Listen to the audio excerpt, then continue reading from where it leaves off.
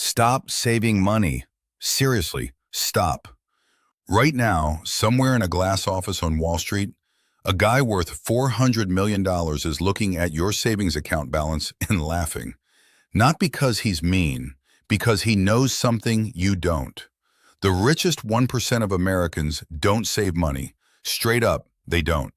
And before you close this tab thinking that sounds insane, give me 60 seconds, because this one mindset shift is about to change how you look at every dollar in your bank account.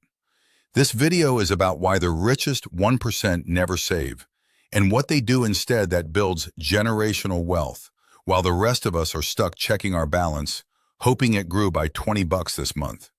Here's the thing nobody tells you in school. Saving money is not the same thing as building wealth. They feel similar. They are not even close to the same game. While you've been taught to stash cash in a savings account earning a pathetic 0.5% interest, the wealthy have been doing something completely different with every single dollar that hits their hands. No cap, once you see this pattern, you cannot unsee it. By the end of this video, you're going to understand exactly what separates a saver from a wealth builder, why your good financial habits might actually be keeping you broke, and the 3-step shift you can make starting today to finally play the same game the 1% has been playing this whole time. Let's talk about Jake. Jake is 26 years old, lives in Austin, Texas, and works a solid 9-to-5 corporate job, pulling in $55,000 a year. Jake is what most people would call financially responsible. He's got a savings account. He puts away $200 every single month like clockwork. He feels good about it, proud even.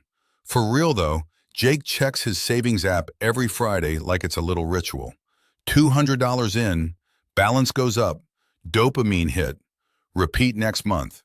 After 3 years of this disciplined habit, Jake had built up about $7,200 in his savings account. He felt like he was winning at adulthood. He had done everything right. No credit card debt, steady job, consistent saver. But here's where it gets wild. That same week, Jake's coworker Marcus, who makes roughly the same salary, mentioned something casually over lunch. Marcus hadn't been saving cash at all. Instead, he'd been putting that same $200 a month into a simple index fund for the past 3 years. Jake laughed it off at first. Risky stock market stuff wasn't for him. He wanted his money safe. But then Marcus pulled up his portfolio on his phone. Same monthly amount, same 3 years. Marcus's account wasn't sitting at $7,200. It was sitting at over $8,000, and it was still growing every single day, completely passively, without Marcus lifting a finger. Jake went quiet. The math wasn't mathing in his favor, and for the first time, he realized his safe choice had actually been the riskier one all along. Here's the uncomfortable truth most personal finance content won't tell you. Traditional saving, the kind your parents taught you, the kind that feels responsible and safe, is quietly losing you money every single year. Not because you're doing anything wrong, because the entire system is working exactly as designed, just not in your favor. Let's be real for a second. The average savings account in America pays somewhere between 0.4 and 0.6% annual interest. Meanwhile, inflation has been running between 3 and 4% a year for the last several years, according to Federal Reserve data. That means every single dollar sitting in your savings account is straight up losing purchasing power while you sleep. Your money isn't growing, it's evaporating in slow motion, and the bank statement is designed to make you feel like it's not. This is exactly why the wealthy think about money completely differently. The 1% doesn't view cash as something to protect and hoard. They view it as a tool that should never sit still. Every dollar they earn gets immediately put to work, acquiring assets that generate more dollars. Stocks, real estate, businesses, dividend-paying investments. The goal isn't accumulation. The goal is acceleration.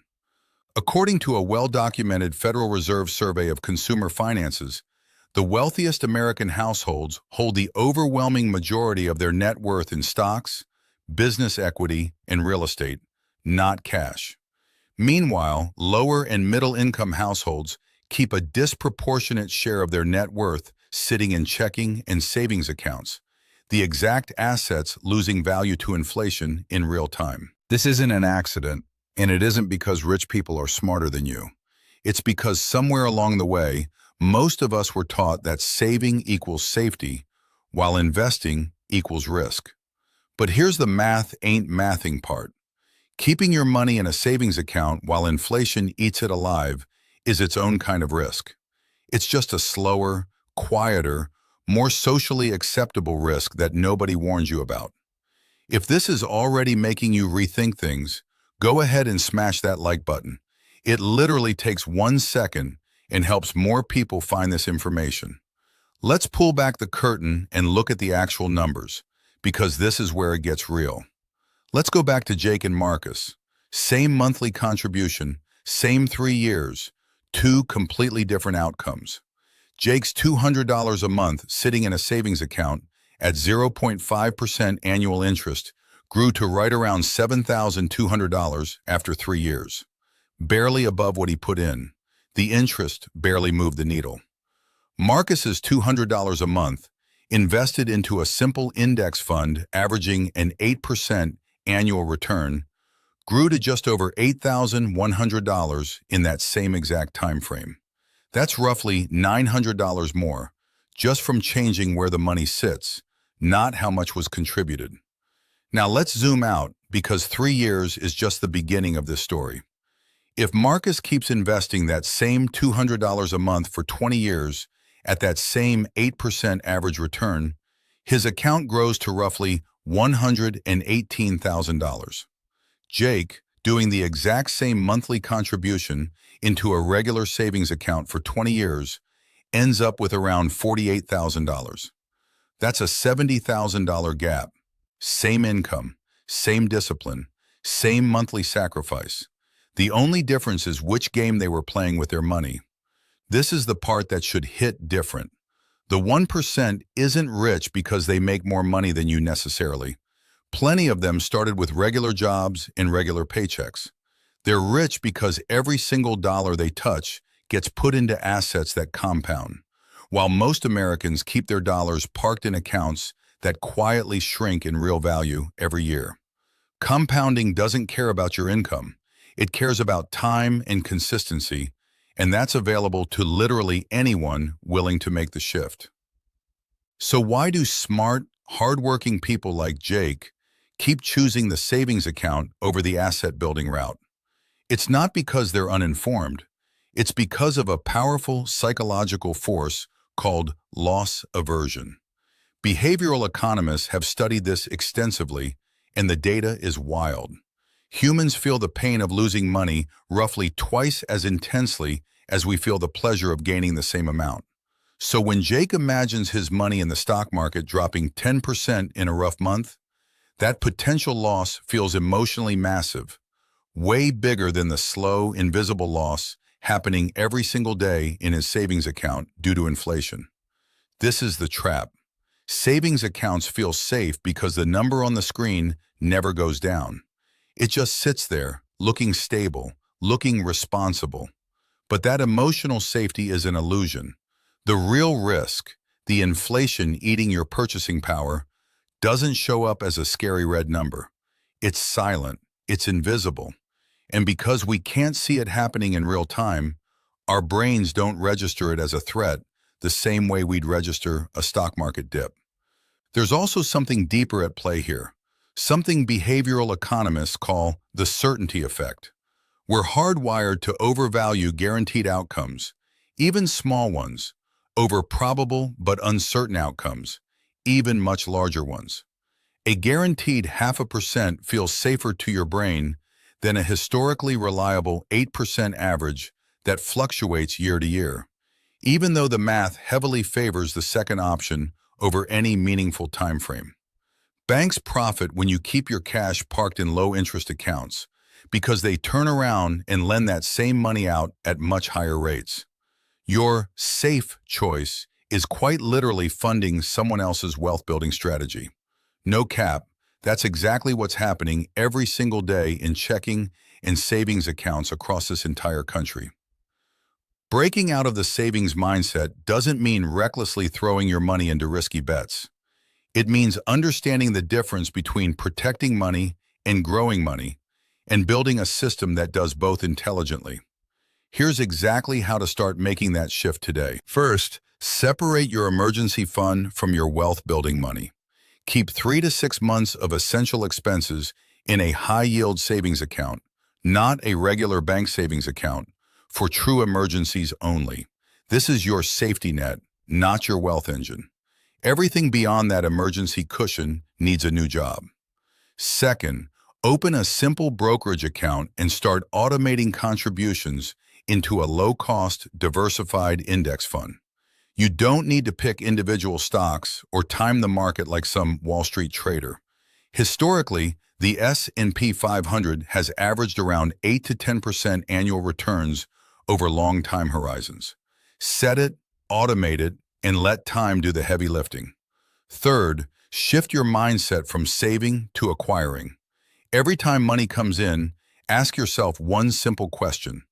Is this dollar sitting still, or is it working for me? That single question, asked consistently over years, is the actual dividing line between people who stay financially stuck and people who build real wealth. Fourth, increase your contribution percentage every time your income goes up, not your lifestyle. When Jake eventually got a raise, his first instinct was to upgrade his apartment. Instead, picture this: redirecting half of every future raise straight into his investment account before he even sees it hit his checking account. That's how the wealthy actually build momentum, by increasing their investing rate, not their spending rate. Now picture Jake 6 months after his conversation with Marcus. He opened his first brokerage account. He automated $300 a month into an index fund. He kept a small, high-yield savings cushion for emergencies, completely separate. For the first time in his adult life, his money was actually working as hard as he was. Here's the real takeaway from everything we just covered. The richest 1% didn't get there by hoarding cash and feeling proud of a growing savings balance. They got there by understanding that every dollar is either an asset working for your future or a dollar quietly losing value while you wait. Saving feels safe. Building wealth requires you to get comfortable with a completely different mindset, one where your money is never allowed to sit still for long. If you're serious about building real wealth and not just talking about it, subscribe to Growbit US. We drop videos every week that actually move the needle on your finances. Drop a comment below and tell me, are you currently a saver like Jake, or have you already made the shift to investing like Marcus? I read every single one. And hey, if you know someone who's still stuck in the just save more mindset, share this video with them right now. It might be the one video that finally shifts how they think about money for the rest of their life.